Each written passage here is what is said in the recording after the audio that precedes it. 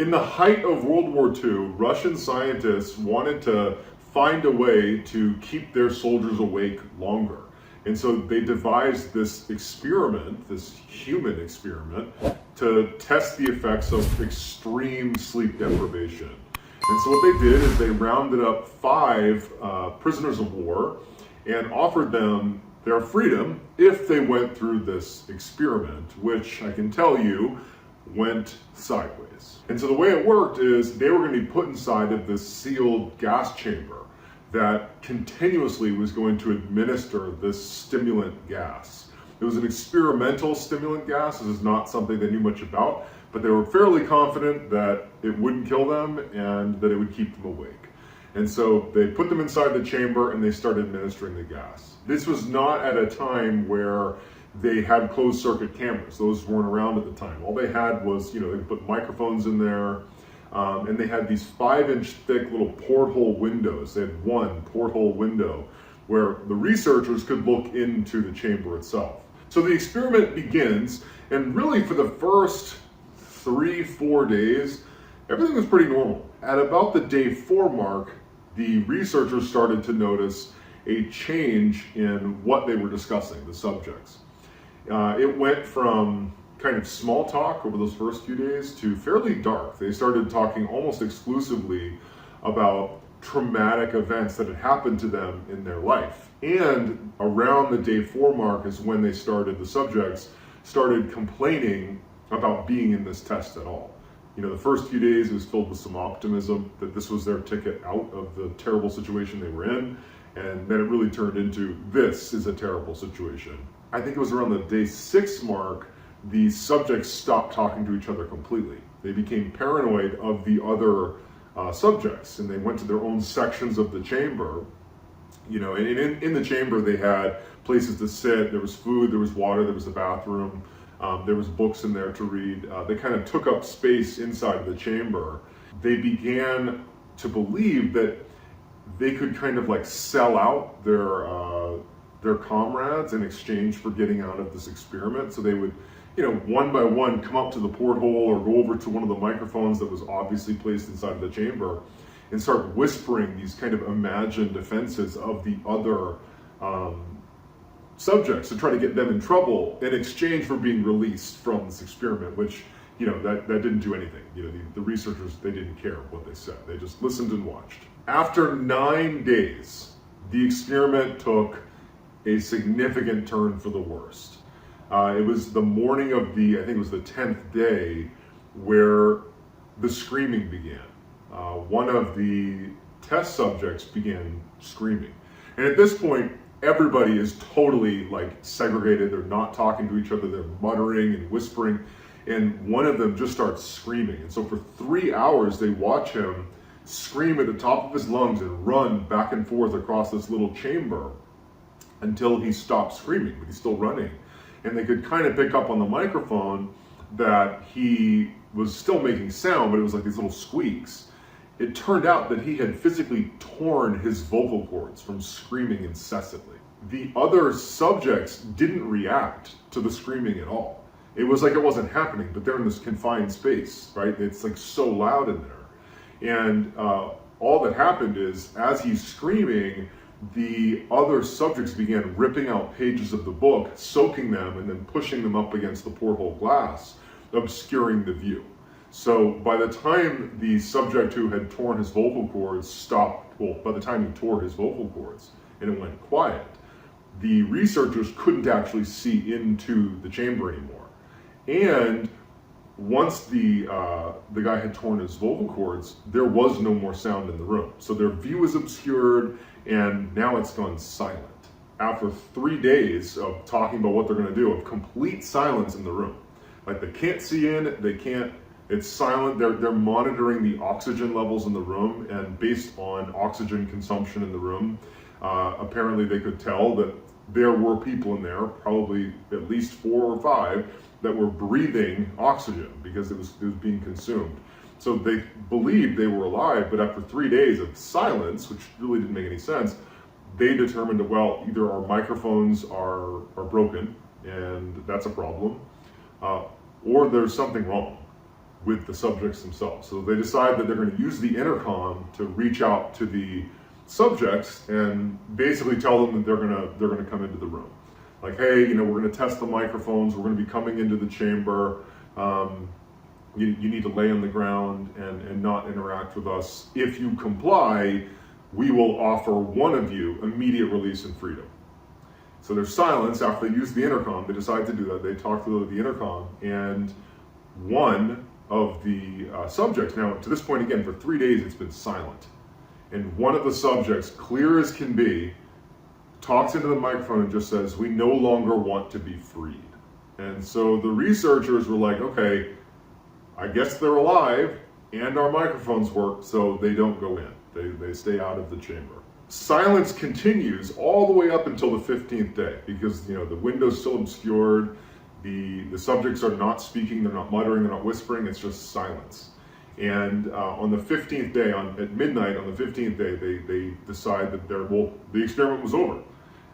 And so what they did is they flushed the room of the stimulant that had been continuously pouring into the room. They turned that off and they replaced it with fresh air. And that's when they started hearing the screaming from the subjects inside of the chamber. They were begging them, the researchers, to turn the gas back on, pleading with them, like begging, please turn it back on, as if they were dying. And then they open the chamber, and now they're laying eyes on the chamber for the first time since like the 10th day. So it's been like 5 days. And they're seeing the chamber with their own eyes for the first time, and it's straight out of a horror scene. 4 of the 5 subjects were still alive.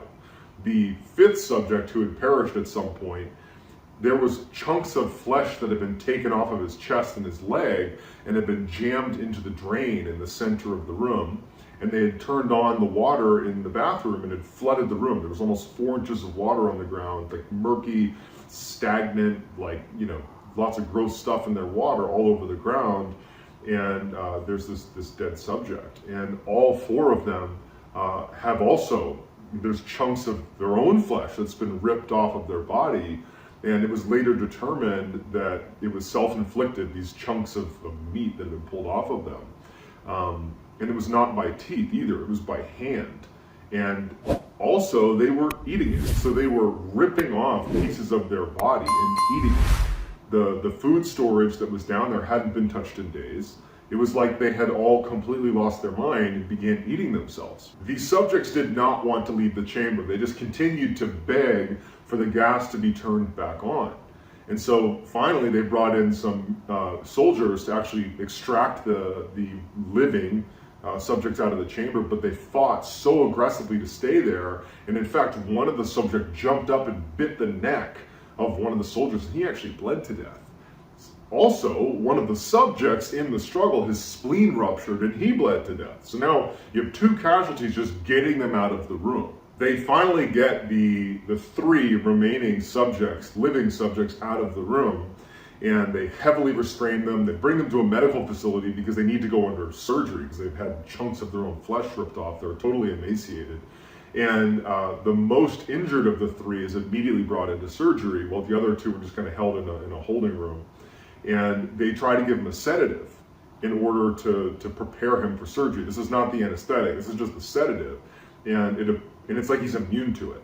They give him a sedative, it does nothing. And he's just like resisting them, and he keeps begging to go back under the gas. And then finally they say, okay, well, we're just gonna give him the anesthetic now. And when they bring it out and they tell him, we're gonna give you an anesthetic and we're gonna give you the surgery, he starts viciously fighting back. He does not want the anesthetic. He's pleading for them not to give him the anesthetic, and he must remain awake. He needs to remain awake, putting back under the gas. And in his struggle to not have the anesthetic given to him, he manages to tear one of the leather straps that was holding him down, so like an extreme amount of force. And then finally, when they give him the anesthetic, they had to give him like 10 times the dosage or whatever just to get him to calm down. As soon as he fell asleep, he died. So after he passes away, they move on to the next worse off subject, the guy who had torn his vocal cords and couldn't speak. They bring him in for surgery, and he can't speak, but he's shaking his head because he doesn't want the anesthetic, he doesn't want to go under surgery, and he's fighting with them, and he actually just passes out from exhaustion. And he too, once he falls asleep, or I guess falls unconscious, he dies as well. So now there's only one subject left. The other two that had lived to be pulled out of the chamber have now died as soon as they fell asleep, and the scientists don't have any idea why. Instead of bringing the last survivor into surgery, because now they've witnessed 2 surgeries end in death, they decide, let's put this guy back in the chamber and turn the gas back on, because apparently that's the one thing that's keeping these guys alive.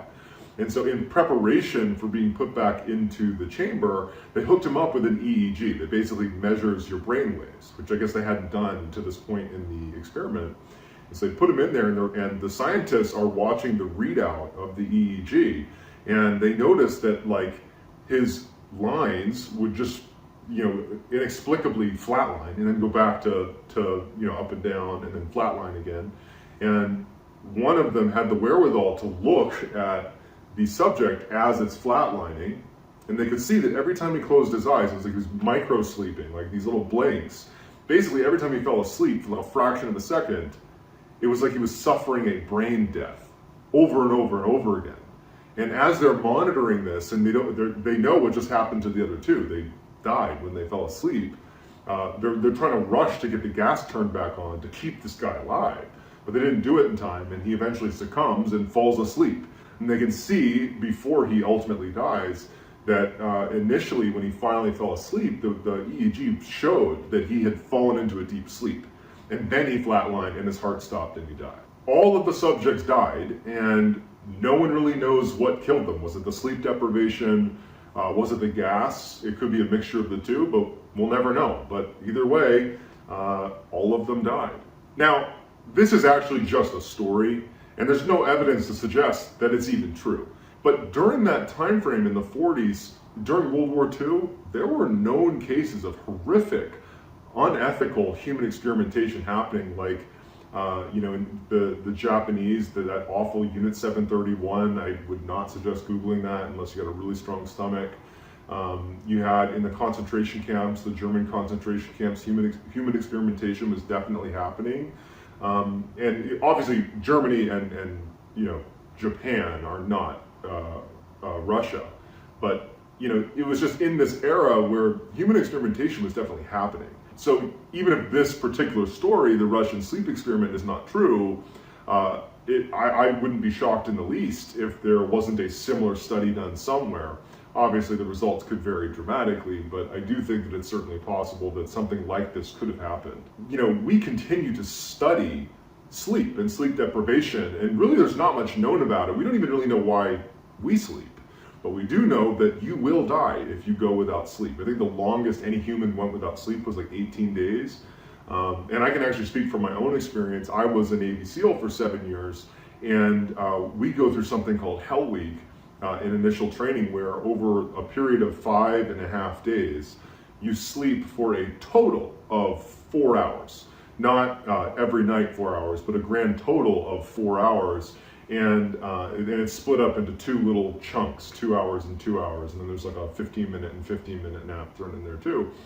And you really just lose your mind after 72 hours. I remember I was constantly hallucinating that when I was around my classmates, their head would turn into a big Rubik's Cube and start flipping around, and even when I got right next to them, their head would still be flopping around like a Rubik's Cube.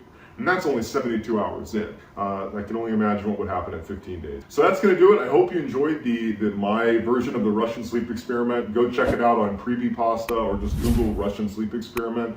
There's loads of stuff on the internet about it.